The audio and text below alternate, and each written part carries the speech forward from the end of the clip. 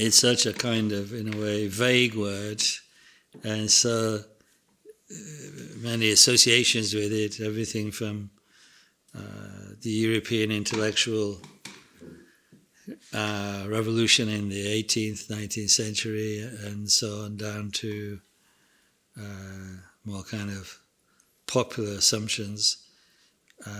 But perhaps best to go back to the Buddhist term Bodhi, or awakening.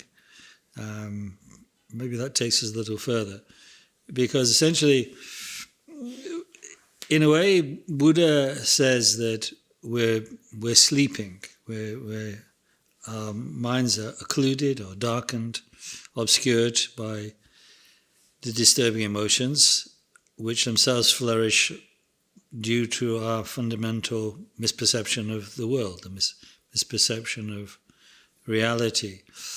So that, in a way, we are asleep due to ignorance, and we need to awaken from that to remove the basis for our mistaken actions and the consequent suffering they engender for ourselves and for others. So enlightenment isn't a possession of a particular set of attitudes, which one might kind of semi-laughingly call enlightened attitudes, or anything like that, or particular cultural norms or cultural sensitivities or so on and so forth, or even being in possession of a particular set of facts or opinions, but rather directly seeing without our minds being occluded or clouded over. Similar to like at night when we sleep, due to the imprints of past actions and emotions, we experience many dreams, which we experience as, or we interpret as real, whether they're frightening or desirable, whatever. But it's all error, it's all complete mistake. We feel certain reactions to those desirable or frightening appearances. We get caught up in all kinds of adventures and misadventures. Yet on awakening, we realize, well, there was nothing to that. There's no basis to that. I was needlessly imprisoning myself in those happenings of the dream.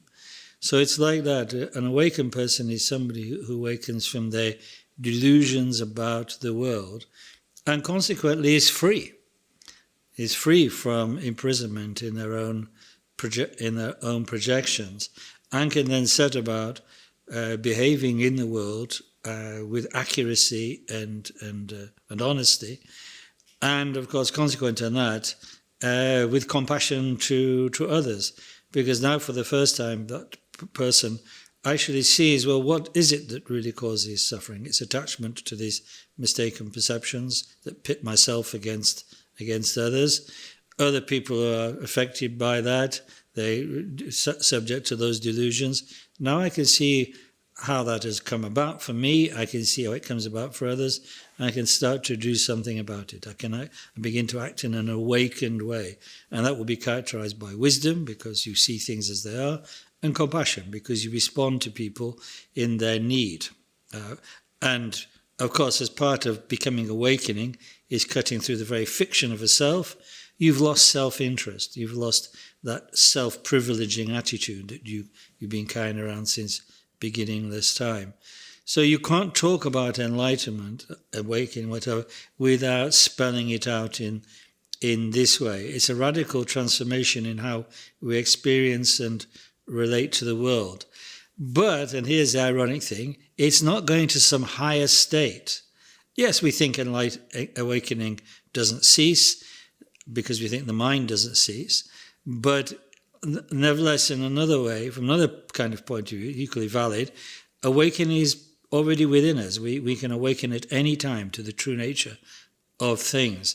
So we're actually, in a way, becoming, I could put it like this, we're becoming the person becomes awakened or enlightened, so called, he's not becoming a super being, a super person, somebody unusual has had to go somewhere, kind of invent all kinds of new things, but is actually becoming more who they really always were, more grounded, more normal, even in that sense. Like, they've kicked off their delusions, so they're nobody special. They're completely ordinary. In a way, if we met the Buddha, we would find this completely ordinary, grounded person who doesn't carry all the baggage that we carry, which makes us feel such important, special people and all the rest of it, with all that bag of hallucinatory delusions. So awakening is not a gaining some supernatural higher power. It's actually just being in the natural state.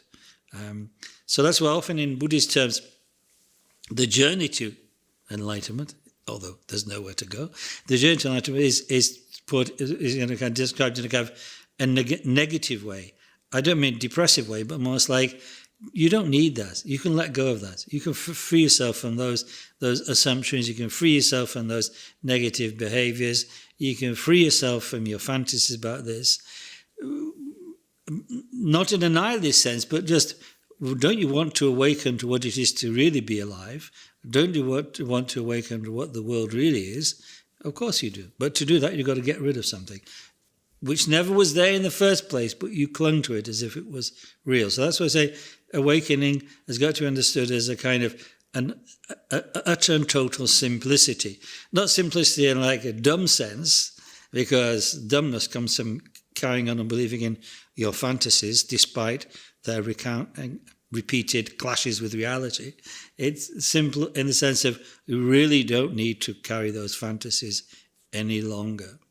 So that's the sense in which we should understand awakening. Like the way Tibetans, to wrap it up, the way the Tibetans translated this term Buddha, which incidentally is etymologically connected with the Indo-European word to bud, like a flower buds, to open. Tibetan is not an Indo-European language, so they had to kind of